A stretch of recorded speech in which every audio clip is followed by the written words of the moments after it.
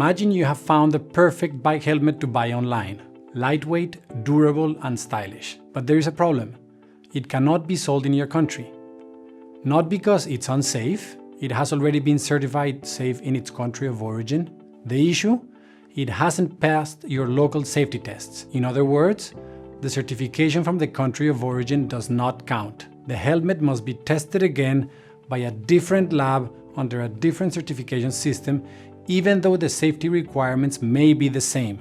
Of course, the goal is still to protect cyclists, but repeated testing adds time, cost, and complexity without necessarily making the products any safer. Governments set technical requirements for a variety of legitimate reasons: to protect consumers, ensure safety, or provide reliable information. The challenge is that producers trying to sell the same product in multiple markets often must adapt to different rules, testing methods, or certification systems. For producers and exporters, these differences can be costly and time-consuming, and for smaller businesses, these barriers can keep their products out of markets altogether. Think about a simple wooden toy for children. One country limits the type of paint that can be used, another specifies how big the detachable parts can be, and a third requires warning symbols permanently marked on the toy itself. Each rule aims to protect children's safety. That's essential.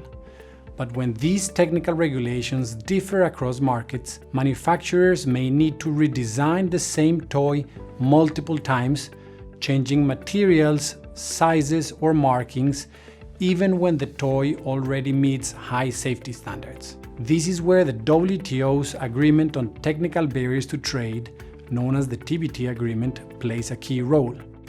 It helps ensure that technical regulations, standards, and conformity assessment procedures, such as testing and certification, achieve their goals without becoming too burdensome.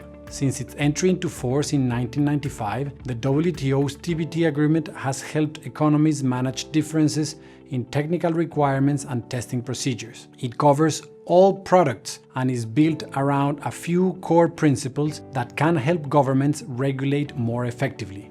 Non-discrimination. The same rules should apply to domestic and imported products and to all trading partners. Necessity. Technical requirements should be no more trade restrictive than necessary to achieve legitimate objectives such as safety, health, or environmental protection. Harmonization. WTO members are strongly encouraged to use international standards so that safe products don't need to be redesigned for every market.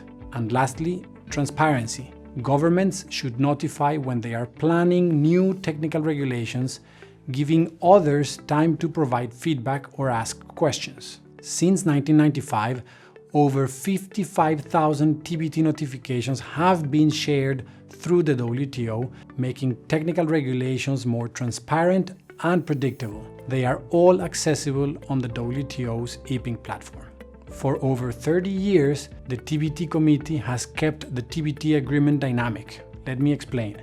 The TBT Committee is where WTO members share experiences, develop practical guidance, and improve transparency tools that make technical regulations accessible to all. It is also where they can raise specific trade concerns, discuss problems early on, and work towards solutions. The TBT agreement is about getting the balance right.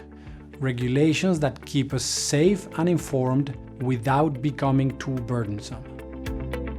Is there a trade term you've always wanted explained in simple terms? Drop your question in the comments. We are here to break it down. Let's make trade clearer, fairer, and easier to understand.